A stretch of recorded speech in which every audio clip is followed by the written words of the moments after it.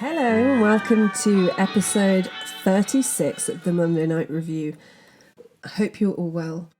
Thank you everyone for your messages on last week's episode. Lots of you seem to love a Victorian murder story. And you will know, maybe, that I love a list. I love an A to Z, and there have been a couple of cases popping up in my head of late. And I couldn't resist but start a whole new A to Z. We're doing the A to Z of the London tubes, as you may know. If you don't know, go back and have a listen. It's going to take me forever.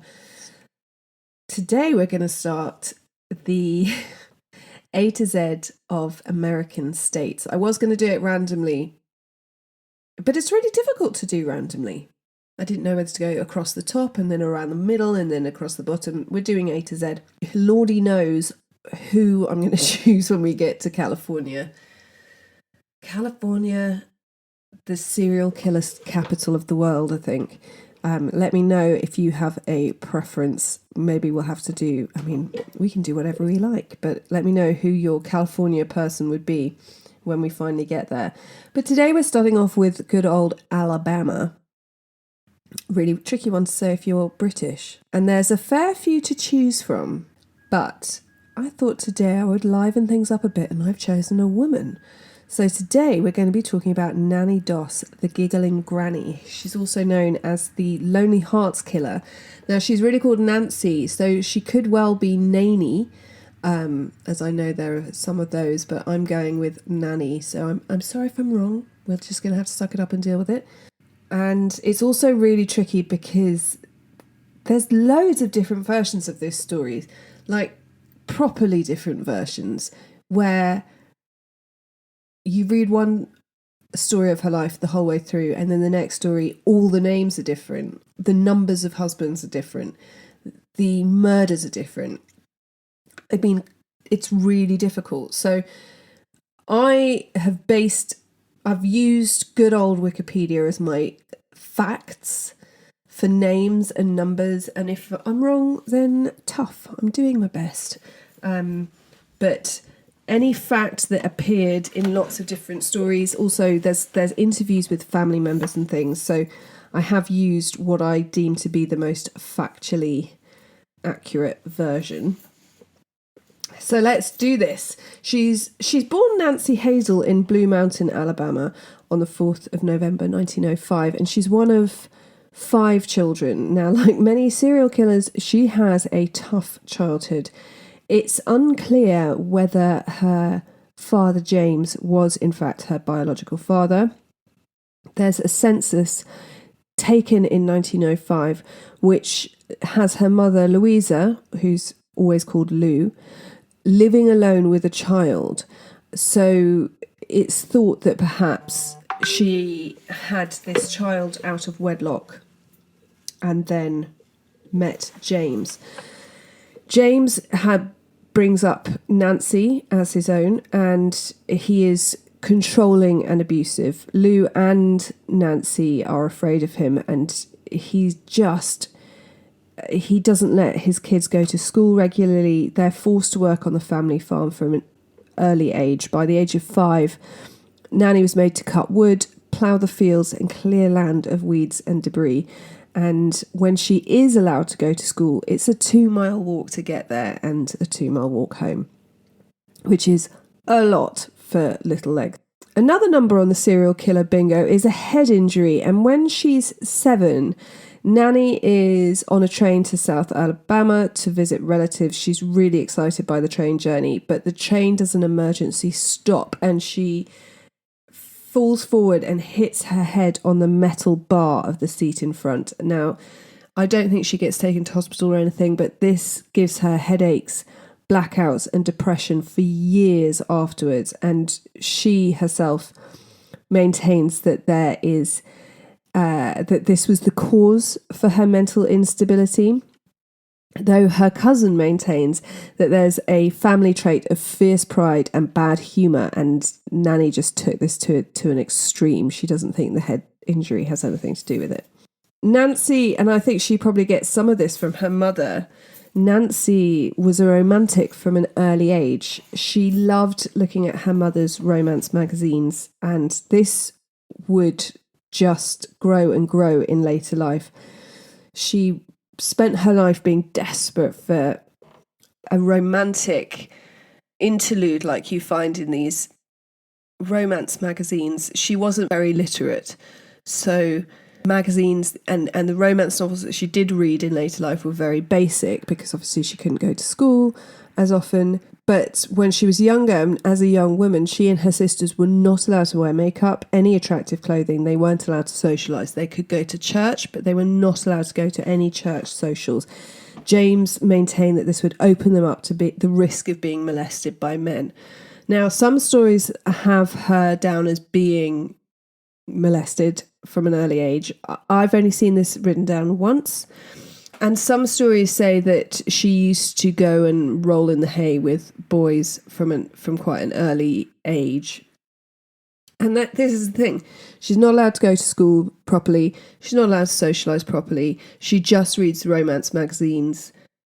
And she kind of builds this fantasy world. So she's, for want of a better term, she's easy. She loves to be loved, and she loves the whole business of it.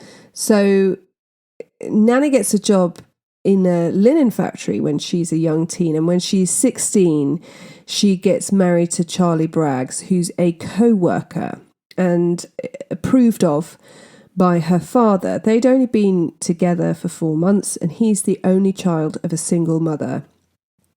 And we think that James saw that for Charlie, he did everything for his mother. He earned a good wage, and all of that would be spent on treating his mother like a queen. And so James, I think, saw him as a good catch. So this mother-in-law of Nanny would insist on living with them after they were married. I mean, if you think you've got a problem with your mother-in-law, this woman dominated Nanny's life. She wouldn't let Nanny's own mother come and stay. She would take up all of Charlie's time. If Nanny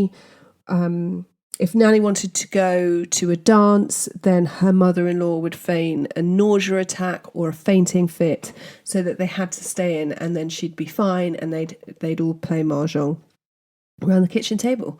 I love a game of mahjong, but I can imagine if you're wanting some romance in your life, that's not ideal. Between 1923 and 1927, they have 4 daughters.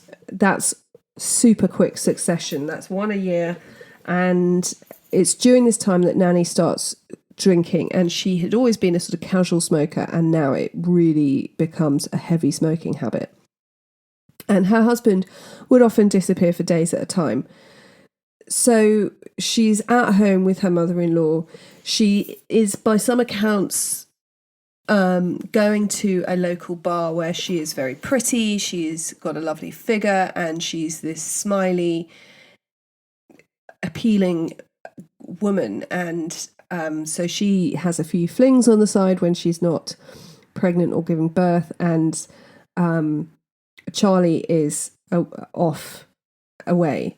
In 1927, the 2 middle daughters die of suspected food poisoning. And after this, Charlie takes his eldest daughter, who's his favourite, and leaves Nanny with her newborn daughter and his mother. And his mother dies soon after he leaves. And Nanny is left with her young baby, and she starts working in a cotton mill to support them both. So Charlie returns in 1928, but he's not alone. He brings with him a divorcee, I love that word, and her own child. And he and Nanny are soon divorced, with Nanny returning to her mother's home with her 2 daughters. So Braggs would later say that he left because he was frightened of her, and he was suspicious of the deaths of his 2 middle children, and that he'd received an anonymous tip-off not to eat his wife's food the morning that his daughters got food poisoning. But I mean, you're a bit of a shit dad if you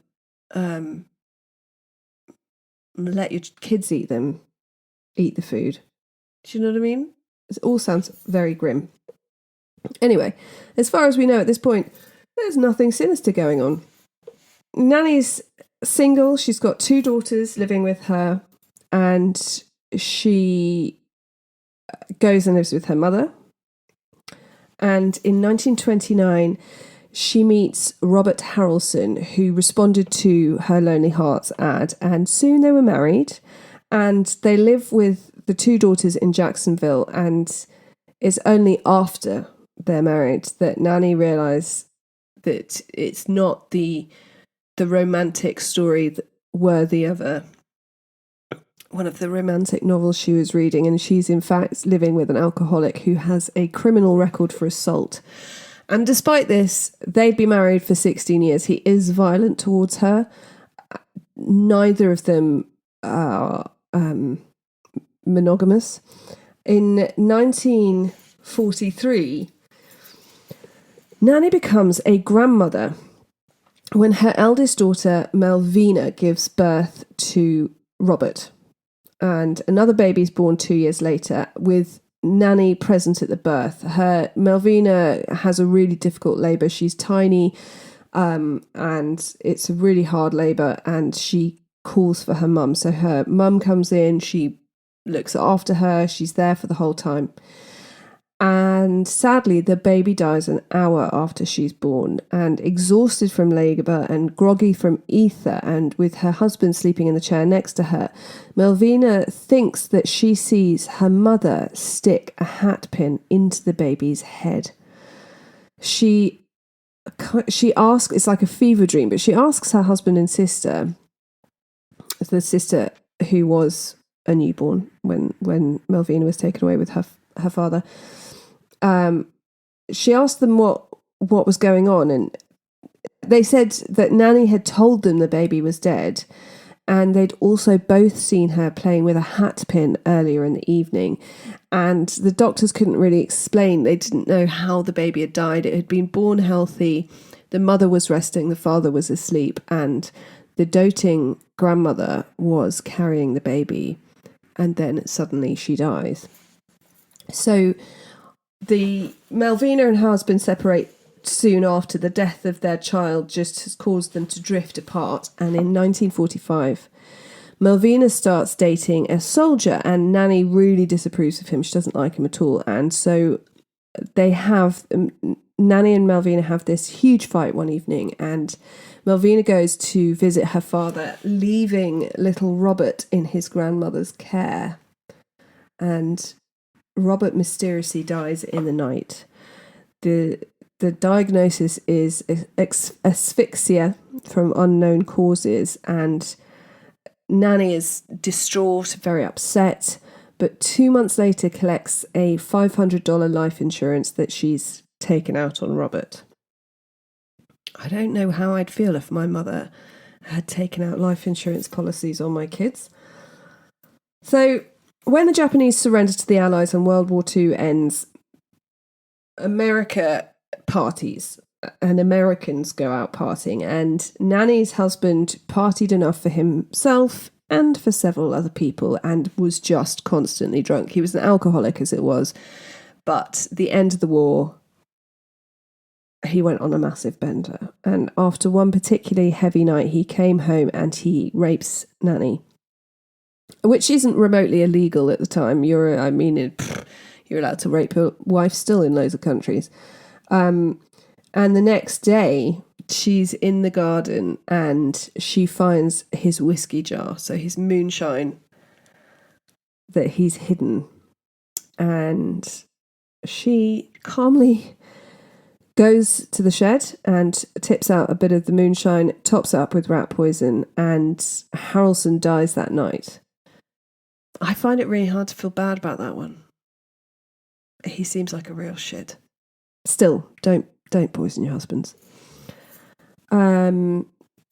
So after this happens, we then lose her for a bit. We don't know what Nannie did, though it's believed that she travelled by rail around the country. Her daughters are grown up, so she's footloose and fancy free. She's on the hunt for a life that's depicted in these magazines that she loves so much. And she travels by rail around the country, and we think she goes to New York and Idaho. And there is mention of a man named Hendricks. Certain records indicate that they were married, but this is never followed up by police later on when they are. I mean, it's quite weird how. I guess it's an example of different states and police forces just not talking to each other and not communicating. But whatever happens, she ends up in North Carolina, and here her love of the Lonely Hearts column really kicks in. She meets her third husband, Arlie Lanning, through a Lonely Hearts column, and she's travelling in Lexington, North Carolina, and she marries him 3 days later. Sadly, it seems like she has a type because he's another womanizing alcoholic, and this time he's not the only one with a wandering eye. It's Nannie who often disappeared, sometimes for months on end. No one knows where she went, if she bumped anyone off while she was there. We know that throughout all her marriages, she would have communication with men she'd met through Lonely Hearts columns. So whether she would be going off to meet these men and live with them for a bit, we don't know. But when she's at home, she plays the doting housewife. She regularly goes to church. She's part of a women's group. But behind closed doors, I mean, someone interviewed said they associated her with the smell of apple pie cooling on the windowsill. You know, she's really playing the part of the perfect housewife. But secretly, her favourite thing to do is to get a big plate of leftovers, a packet of Camel cigarettes, and sit. I imagine her in one of an early form of lazy boy chair. I don't know if they existed then, but she sits and watches, romantic bollocks on the TV and eats a plate of leftovers and smokes some Camels. And to be honest, I mean, that sounds like a pretty good afternoon to me, but not ideal for the health. Because her husband's reputation is no secret, he's often seen in dive bars on the wrong part of town. He's known to be a womanizer. Her absences are put down to her having to have time away because of his bad behaviour, and she's this wonderful housewife, and she's just having to leave him because he's just such a badly behaved man.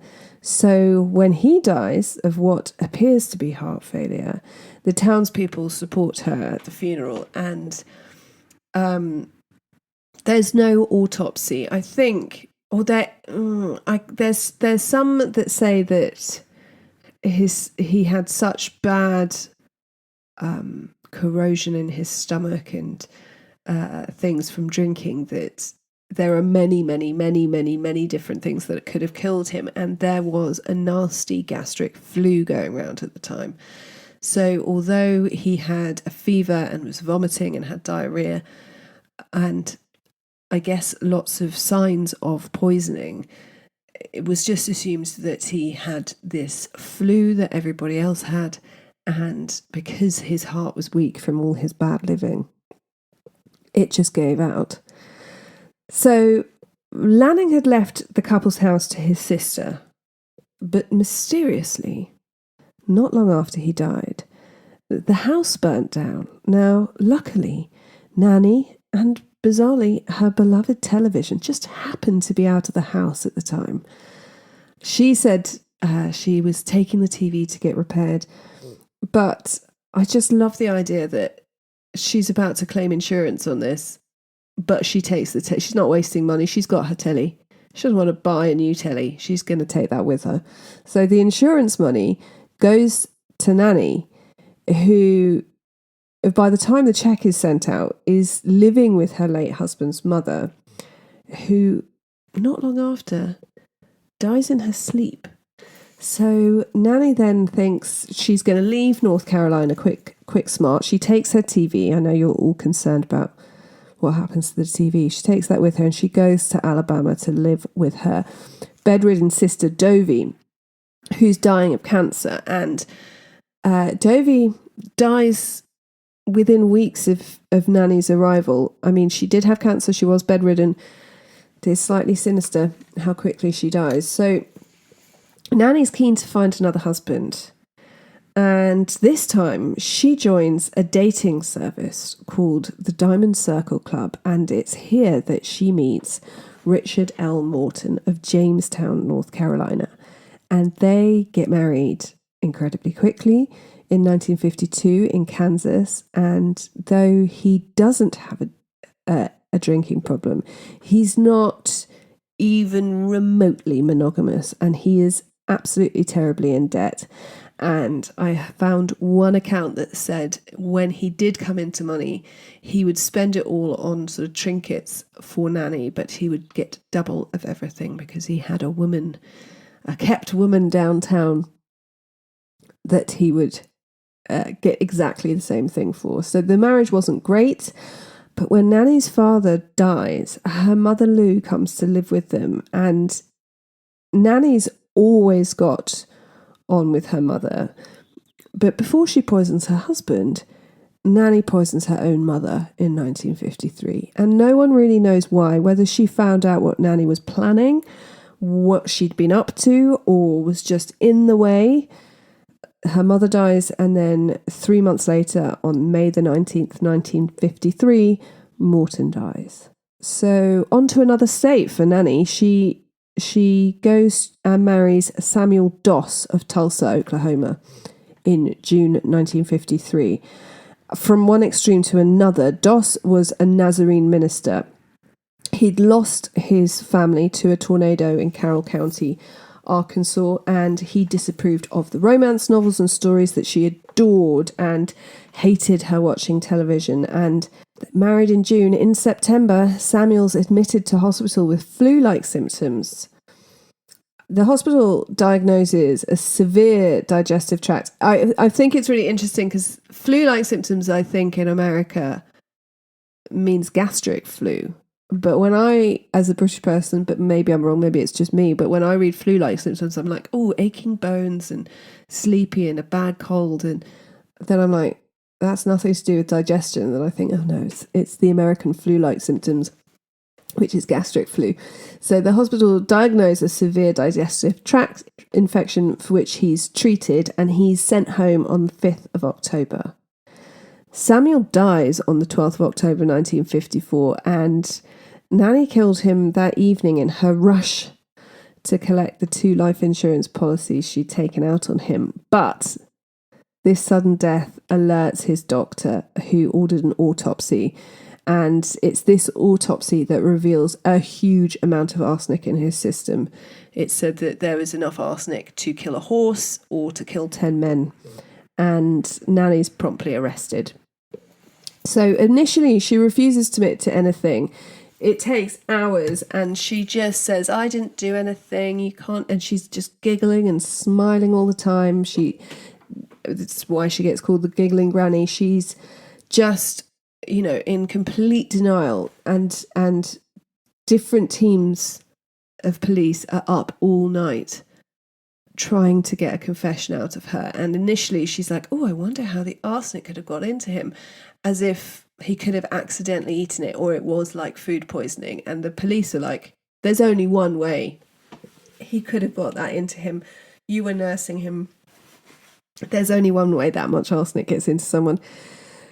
And then Special Agent Ray Page, who's in charge of the investigation, says, they're exhausted, they're frustrated after hours of getting nowhere, and he keeps pushing her for an answer. And he says, and you've killed other people too, haven't you? And he says for a moment their eyes met, and Page detected in a breath that the twinkling granny eyes solidified into something nasty, and a devil lurked within, and he was going to yank it out. And she knew it, and she sighed, heaved and nodded, all right, all right. I just think we're always so obsessed with eyes, aren't we? Like Charles Manson's eyes and Ted Bundy's. And this woman gets away with so much, and she is, even when she's sitting in front of the TV eating plates of leftovers, takes the toll on her figure, and she's more rounded than she once was. She has no trouble getting men because she just has this twinkling, smiley, giggling, attractive persona. But I think she's just on a quest for her own romance novel, and she gets these absolute douchebag alcoholics. But I'm not making excuses for her. She's not a nice woman. But in exchange for a few romance magazines, which she's allowed to keep, and Nannie confesses to killing 4 of her husbands in 4 states, no less: her mother, her sister, her grandson, and her mother-in-law. She giggled and smiled whenever she talks about the murders, hence the nickname the Giggling Granny. She does look incredibly chipper in all the photos I've seen. I'll share them on the social media. It's hilarious. It's not hilarious, but you keep seeing these pictures and you're like, is this before she got arrested and she's being interviewed by someone? And then it's like, no, this is her being interrogated by the police. She's having a lovely time. It's not clear whether she killed her own 2 daughters from her first marriage. Many believe that she killed them by poisoning their breakfast because she had too many mouths to feed and they were a burden. And she also killed her newborn granddaughter by putting a hat pin into her brain. Would that kill a baby? I mean, I'm not. It shows how mentally unstable she is.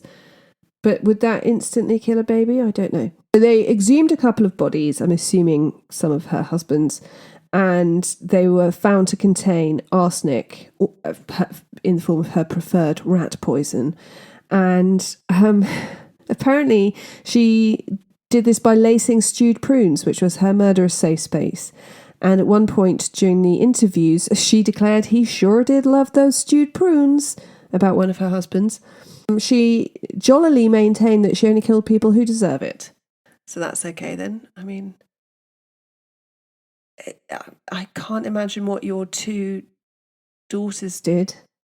But there we are. So John H. Keel is a 60-year-old milkman from Goldsboro, North Carolina. And he'd been exchanging letters with Nannie for some time and was lined up to be husband number 6. And then she gets arrested before they can meet in person. And as a result, he apparently swore off Lonely Hearts columns, and it must have been absolutely terrifying to realise. I mean, maybe he would have been the romantic man she was after all this time. So the state of Oklahoma centered its case only on Samuel Doss, as he's the one that's in their state. And Nannie Doss is prosecuted by J. Howard Edmondson, who later became governor of Oklahoma.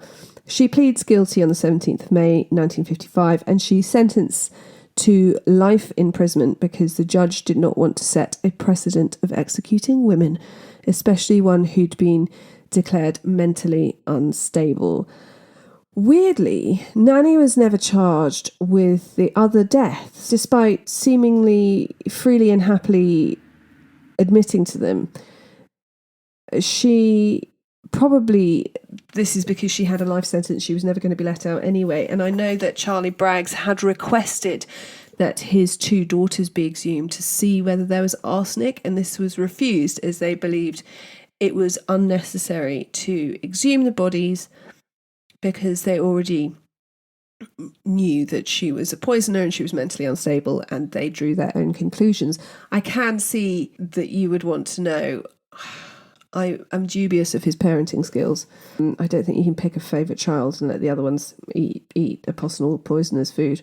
So initially, she's filled with glee at the prospect of life in prison, but after 2 years, she's cross because she's only allowed to work in the laundry. Her frequent requests to be allowed to work in the kitchen were all politely declined. Some believe that she killed for the insurance money, but whenever this was asked of her, as she points out, you don't collect that much. I think Harrelson, her husband of 16 years, drove her to it with abuse and rape. However, by this time she'd already killed her own 2 daughters, allegedly, probably. So I just think she was mentally unstable and could get rid of anyone who was an inconvenience to her. Now, after 10 years in prison, Nannie Doss dies of leukemia in the hospital ward of Oklahoma State Penitentiary, and that's in 1965, and she's 59 years old. And that is the story of the Giggling Granny. I just quite enjoyed it. I know I shouldn't say that, but female serial killers, they are usually poisonous, and I'm not keen on anyone killing children. I'm not keen on anyone killing anyone, just to be clear. But she just looks, well, go and check out. We've got the blog, Instagram and Facebook, so whichever one takes your fancy, go and have a look. She's so cheery, so I find that intriguing. I hope you enjoyed this episode. As always, as I've just said, I love to hear from you either via social media or via email, which is themondaynightrevue@gmail.com. Thank you to everyone who's bought me a coffee. Big shout out to our Patreon members. There are different tiers that you can join. Some are just to support me. It's the alternative to buy me a coffee. It costs the same, but you get a bit of access to different stories and things, or there are higher up tiers, so you can go and check that out with the Monday Night Review everywhere. And a reminder that is review spelled REVUE. And until next week, be kind, stay safe, and always check the back seat before you drive.